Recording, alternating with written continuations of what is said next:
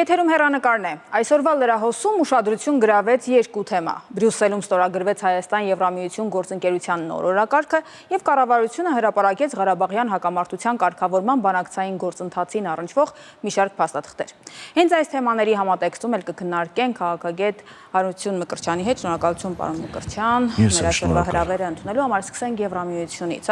ընդամենը մի քանի ժամ է անցել այդ ստորագրումից։ Ինչ է տալիս դա մեզ։ Մինչ այս արդեն ունեինք որոշակի օրակարգ։ Նախ պետք է ֆիքսենք, որ Հայաստանի Հանրապետության իշխանությունները հետևողականորեն Եվրամիության հետ հարաբերությունները խորացնում են, ինչի համար պետք է եւ շնորհակալ լինել եւ քաջալերել օրվա իշխանություններին, որպեսզի այս ճանապարհով գնան։ Սա ես ասում եմ իբրև Եվրաքվեի նախաձեռնող խմբի անդամ մարդ, ով այդ process-ը նախաձեռնողներից մեկն է եղել, ժողովրդից վստահության ստորագրություններ է հավաքել, այնուհետև կառավարության եւ գործող իշխանությունների ջանքերի արդյունքում դա օրենքի ուժ է ստացել, պետք է ասեմ, որ օրվա իշխանությունների գործողությունները ողջունելի են։ Տեմպերի մասով քննարկումներ իհարկե կարող ենք ունենալ, տարբեր կարծիքներ կան տեմպերի մասով, բայց ընդհանուր առմամբ սա միակ ճանապարհն է, որ Հայաստանի Հանրապետությունը կարող է անցնել։ Ինչպես տեսանք, մի քանի ուղղություններ կան։ Դրանցից մեկը անվտանգությունն է եւ պաշտպանությունն է։ Եվրամիությունից մենք ինչ կարող ենք ակնկալել։ Նախ Եվրամիությունը պետք է ֆիքսենք, որ Հայաստանի Հանրապետության վերջին տարիների անվտանգային ճարտարապետության մեջ ունի իր ձեռագիրը, խոսքը վերաբերում է եվրոպացի դիտորդների տեղակայմանը տարածաշրջանում, իսկ տարածաշրջանում process-ները հանդարտվեցին եւ ռազմական էսկալացիայի ճանապարհով չգնացին հենց եվրոպացի դիտորդների տեղակայումից հետո։ Եվրոպական ֆոնդերից ստացվող գումարները եւ առհասարակ Եվրամիության դաշնակից Հայաստանի Հանրապետությունը որպես այդպիսին շատ ավելի անվտանգ է տարածաշրջանում, քան օրինակ Ռուսաստանի Դաշնության դաշնակից Հայաստանի Հանրապետությունը։ Կարևորագույն ճյուղ է անվտանգային ճյուղը, Եվրամիությունը մեզ կարող է սատար կանգնել, գործով ապացուցել է, որ դա գետնի վրա իրականանալի է եւ հնարավոր է եւ տարածաշրջանային պետությունները ըստ երևույթին դեմ չեն նաեւ այդ ճարտարապետությանը եւ այս ուղղությամբ եւս պետք է աշխատանքները խորացվեն։ Մենք արդյոք Եվրամիության հետ հարաբերությունները դիտարկում ենք միայն Եվրամիություն-Հայաստան տեսանկյունից, թե նաեւ առանձին երկրների հետ ունեցած հարաբերություններն ենք դիտարկում այս համատեքստում։ Մենք կարող չդիտարկել առանձին երկրներին, Եվրամիություն-Հայաստան, Հայաստան-Միջին Ասիա, Հայաստան տարածաշրջանային պետություններ, Հայաստան-Միացյալ Նահանգներ, այս ողջ փաթեթը կարող ենք վերցնել ու շահերի համադրություն իրականացնել, ինչը որ օրվա իշխանությունները այսօր իրականացնում են, ինչ որ առումով նաև պետք է ասեմ, ինքս ժամանակին թերահավատորեն եմ մոտեցել այս քաղաքականությանը, բայց պետք է ասեմ, որ գետնի վրա դա էլ է հնարավոր։ Իշխանություններն ապացուցում են, որ դա հնարավոր է եւ քանի դեռ դա որևէ պատի կամ պատային իրավիճակի չի բախվել, պետք է ողջունել։ Երկրորդ հենասյունը, որը Եվրամիությունը առաջարկում է, տնտեսական համագործակցությունն է, դիվերսիֆիկացիան է։ Մասնավորապես վերջին շրջանում TTIP-ի հետ կապված հարցերում շատ ենք ակնկալում Եվրամիության մասնակցությունը, նկատի ունեմ Հայաստանը։ Եվրամիությունը ինչպիսի հնարավորություններ ունի։ Իրական հնարավորություններ։ Հայաստանի Հանրապետությունն ունի այստեղ հնարավորություններ, Հայաստանի Հանրապետությունը տարածաշրջանային խաչմերուկի վրա գտնվում։ Հայաստանի Հանրապետությունը պետք է այս համատեքստում Եվրամիության հետ տնտեսական համագործակցության համատեքստում Հայաստան-Թուրքիա հարաբերություններին առանձնակի ուշադրություն դարձնի եւ ամեն ինչ անի, որպեսզի Հայաստան-Թուրքիա հարաբերությունները կարգավորվեն եւ կուլմինացիան լինի հայ-թուրքական սահմանի բացումը, որովհետեւ գիտեք, մարդիկ հիմա շատ են հատկապես հակառակ ճամբարի ներկայացուցիչները, ռուսական գործիչները Հայաստանի Հանրապետությունում շատ են սիրում Հայաստանի Հանրապետության քաղաքացիներին մոլորեցնել, թե բա Եվրամիությունը Հայաստանի Հանրապետությունից հեռու է, չկա Եվրամիություն, Եվրամիությունը տարածաշրջանում չէ։ Այնինչ Եվրամիությունը Հայաստանի Հանրապետության սահմանակից է իդեմս Թուրքիայի, որովհետև Թուրքիան ունի Եվրամիության հետ ազատ առևտրի համաձայնագիր, այստեղ շատերը Վրաստանին են դիտարկում իբրև կապողակ Եվրամիության հետ, բայց Հայաստանի Հանրապետության համար փայլուն կապողակ կարող է լինել Թուրքիան ու այս ուղղությամբ պետք է աշխատանքներ տանել։ Հայաստանի Հանրապետությունն է պետք իր ռազմավարական դիրքով, իր խաչմերուկով, խաչմերուկային դիրքով, թե Եվրամիությանը, թե այլ խաղացողների, այդ թվում նաև Ռուսաստանի Դաշնությանը։ Միգուցե այստեղ ես մի փոքր զարմանալի բան ասեմ, բայց Ռուսաստանի Դաշնության համար եւս Հայաստանի Հանրապետությունը պիտանի գործընկեր է եւ իրենք էլ Մոսկվայում նստած մտածում են այդ ուղղությամբ։ Բոլոր այն պնդումները, որ Ռուսաստանի Դաշնությունը դեմ կգնա, Ռուսաստանի Դաշնությունը կպայթեցնի այդ սցենարներն ու ծրագրերը, Ռուսաստանի Դաշնությունը թույլ չի տա, ես միշտ հակառակն եմ ասել։ Ռուսաստանի Դաշնությունը իր շահերը հաշվարկել գիտի եւ անգամ այս կոնֆիգուրացիայի պայմաններում Ռուսաստանի Դաշնությունը իր շահերը կարող է հետապնդել տարածաշրջանում։ Նկատի ունեք կապող օղակ լինել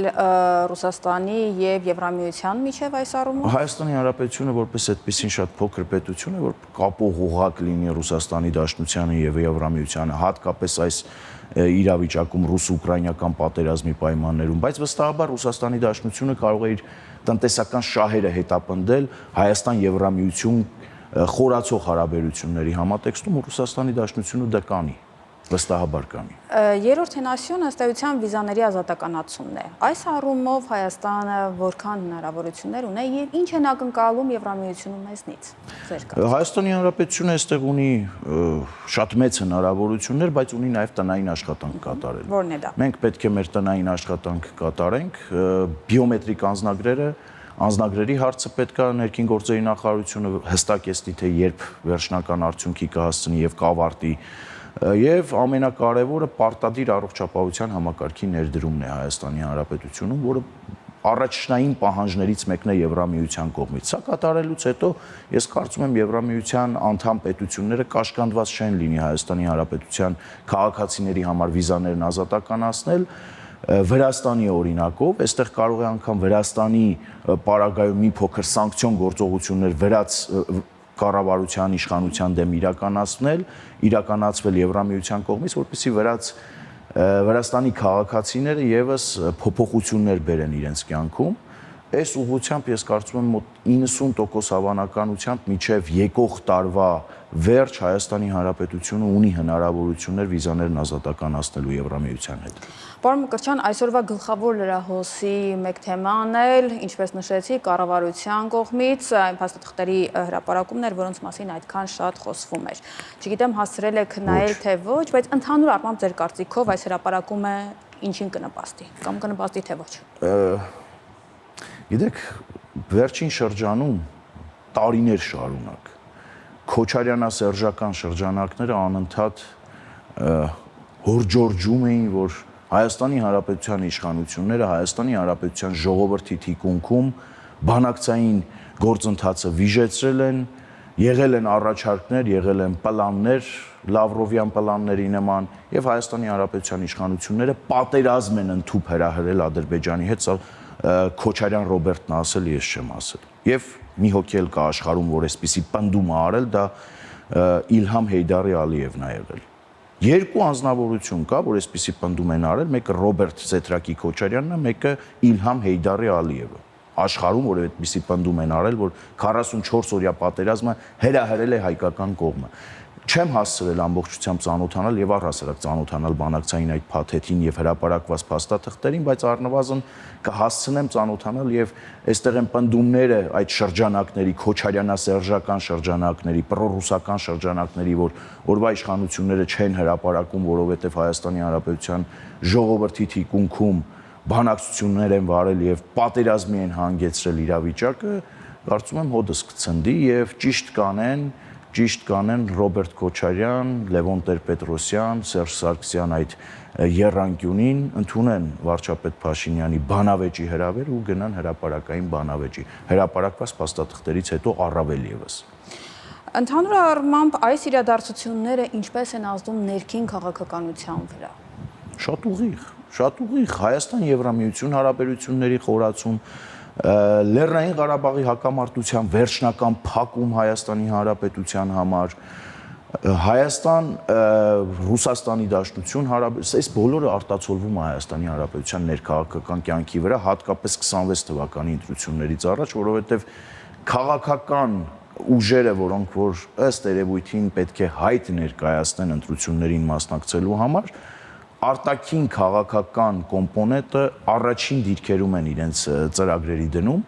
այստեղ անձնվության խնդրի հետ կարող ենք բախվել։ Տեսեք, ուժեր կան, որ տարիներ շարունակ այստեղ Ռուսաստանի Դաշնության արտակարգ եւ լիազոր դեսպանի դերն են կատարել։ Ուժեր կան, որ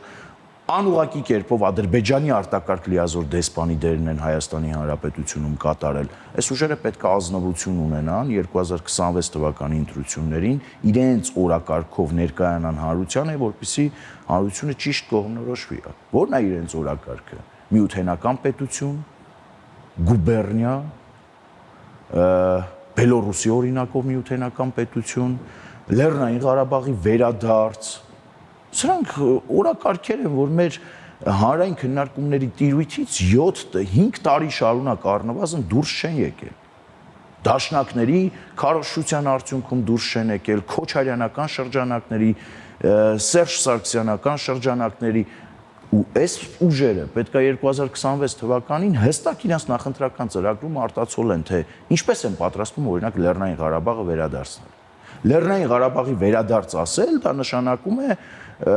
պատերազմի մունետիկ լինել, նոր պատերազմի մունետիկ լինել։ Մյուսը Ռուսաստանի Դաշնության հետ հարաբերություններն իրենք ինչպես են պատկերացնում։ Ինչպես են պատկերացնում։ Եթե իրենց հարցնեք, իրենք այսպես հարցազրույցների ընթացքում կասեն, որ վերևն Աստված ներքևը Վլադիմիր Պուտին, բայց երբ որ գա ընտրությունների ժամանակ եւ իրենք ծրագիր ներկայացնեն, ես դες վստահեցնում եմ, իրենք այդ ծրագրերում դա չեն զետեղելու։ Մոլորեցնելու են մեր քաղաքացիներին, ուստի այս մարտահրավերը, այս կոչը, հորդորը իրենց ես անընդհատ մինչև 26 թվականի նախաշեմ ընտրությունների ես իրենց հիշեցնելու եմ եւ հանրությանն եմ հիշեցնելու։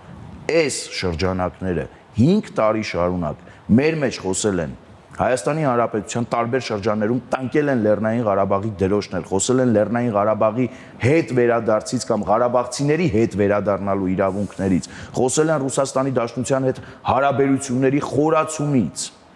Հայաստանի Հանրապետության անկախությունն են սակարկման առարկա դարձել։ Սա պետք է ծրագրային դրույթների վերածվի, որպեսզի Հայաստանի Հանրապետության քաղաքացին ընտրի։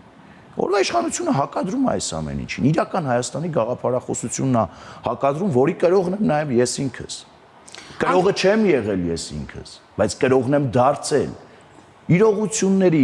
բերումով ես դարձել եմ իրական Հայաստանի կրողը։ Իսկ այդ իրողությունները պատմական դասեր են մեզ մատուցված, որը պետքա սերտենք։ Ի տարբերություն այս ուժերի ես սերտում եմ դասեր։ Ես ոչ միայն սերտում եմ դասեր գլոբալ առումով, սերտում եմ դասեր անձնական անգամ այսպես տապալումներ, ձախողումներ ունենալու պարագայում։ Անդրադառնալով վերջին շրջանի օրակարգի ոչ այսօրվա ամենակարևոր թեմաներից մեկին, հոգևորականների հետ կապված այդ զրույցին, կամ թնջուկին։ Դուք ինչպես եք նայում այդ թեմաներին։ Վերջին շրջանում կարծես շատ իրադարձություններ տեղի ունեցան։ Ինչպես է ձեր առջև այդ պատկերը երևում։ Ինձ համար ակնհայտ է, որ պղծության սիմվոլ կտրիչ Ներսիսյանը պետքա հեռանա։ Պղծությունը եւ սրբապղծությունը հովանավորող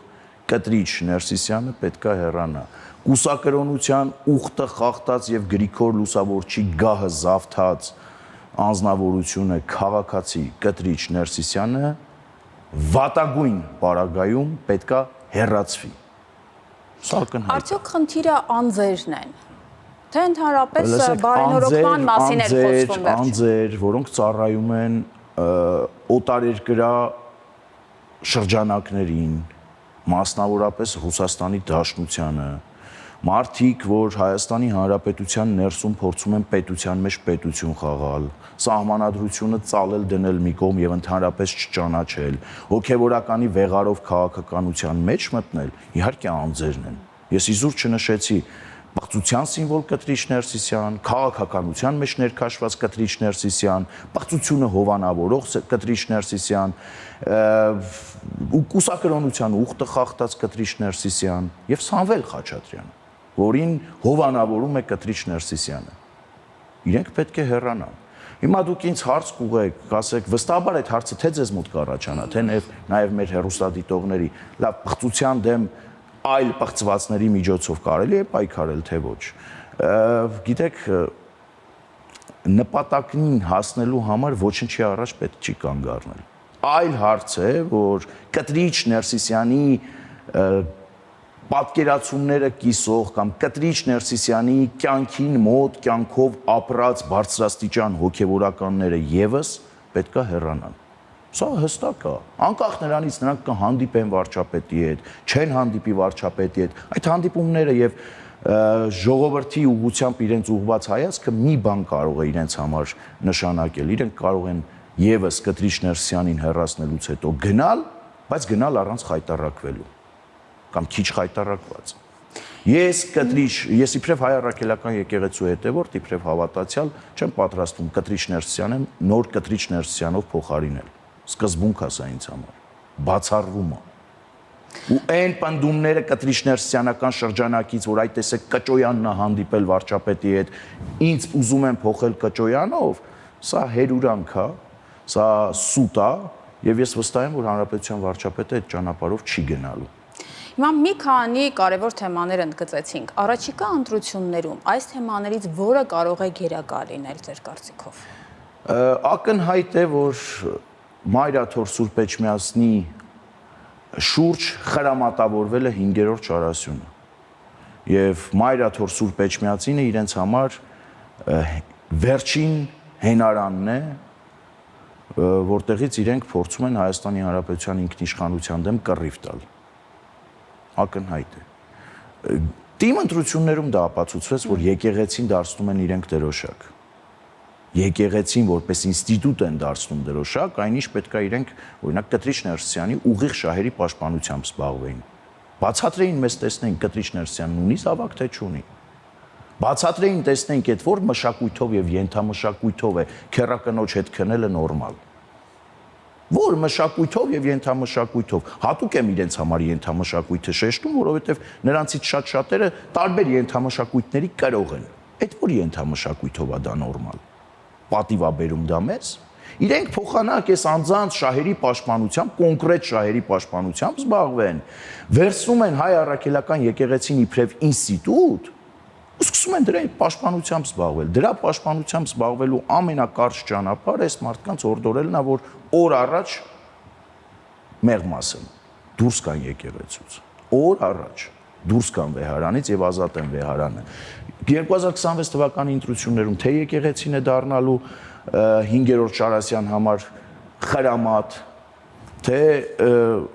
հայ-ռուսական հարաբերությունները, թե հայ-ադրբեջանական հարաբերությունները, որ արժանապատիվ խաղաղության քողի ու փաթեթի տակ են փորձում մեր հայրենակիցներին ներկայացնել, բայց նրանցից որևէ մեկը մինչև այսօր չի կարողացել բացատրել ինչ է նշանակում արժանապատիվ խաղաղություն։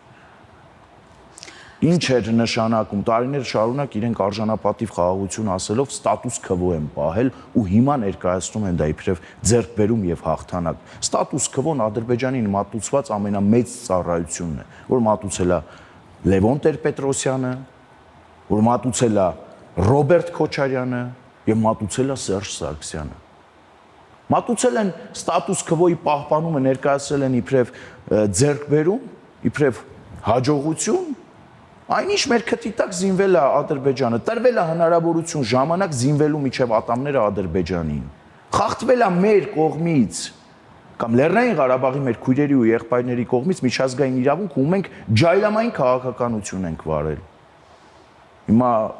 գիտեք, ժամանակը սպառվում է, գուցե դա մեկ այլ անգամ քննարկելու թեմա է։ Շնորհակալություն պարոն Մկրտչյան, ես հիշեցնեմ իմ զրուցակիցը Հարություն Մկրտչյանն էր։